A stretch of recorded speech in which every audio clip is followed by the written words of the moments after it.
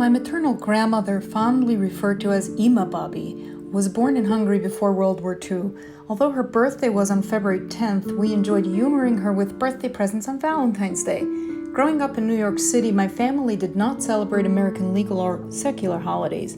So Valentine's Day was a mere convenience. We were able to find nice red and pink outfits and things that were on sale the day after. For many years, we all pranked my grandmother with red, new underwear because they were on sale and it was hilarious to all of us.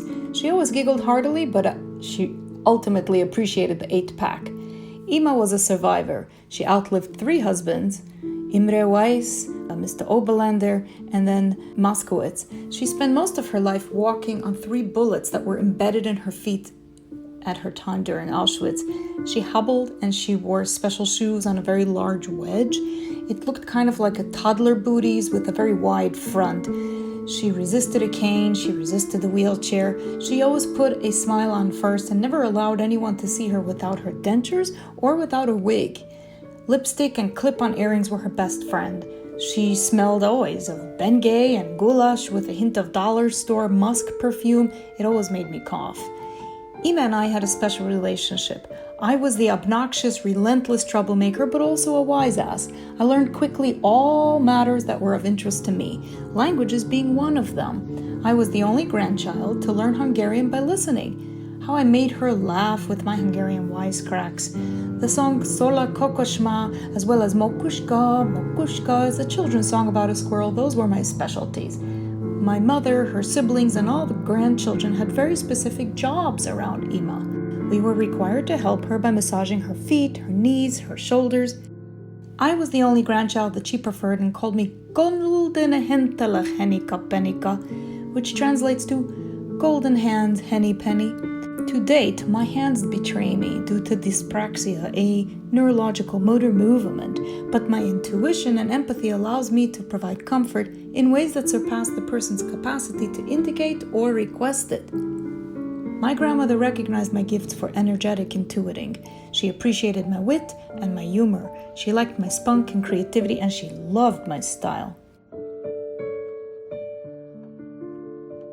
When she was dying in the hospital last year, my family forbade me from visiting. I was in New York at the time and they threatened me in all kinds of ways. I begged to be on speakerphone at the minimum, not even FaceTime, just to sing for her in Hungarian one last time. The response was mainly, "No, it's going to kill her. Is that what you want?" She died the next day, almost 93 years old. I cannot forgive that she took my family's position about my divorce after herself having suffered a lifetime of abuse and oppression and denied me 10 years of family time.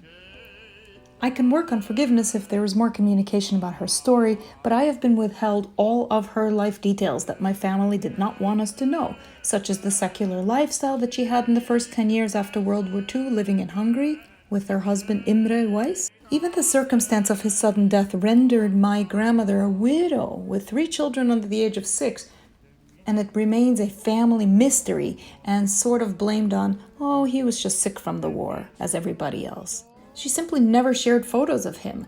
I found some of those photographs. There were no wigs, no beards, no yarmulkes.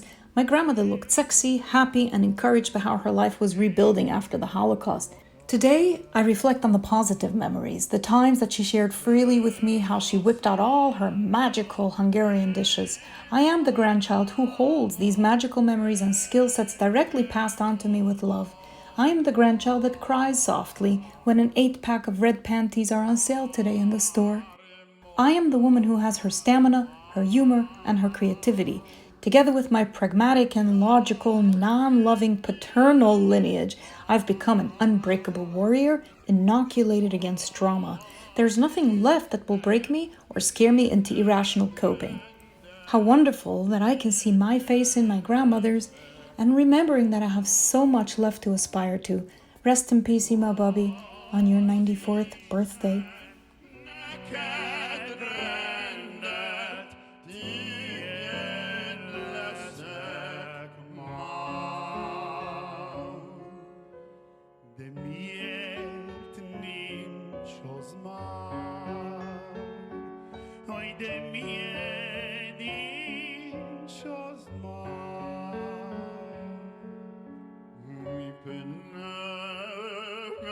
خطايانا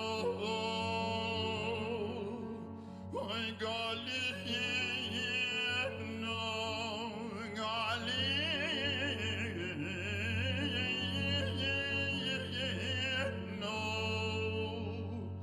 قالينا يا غارتينا وميبني خطايانا قالينا ميارتينا آردني چازمار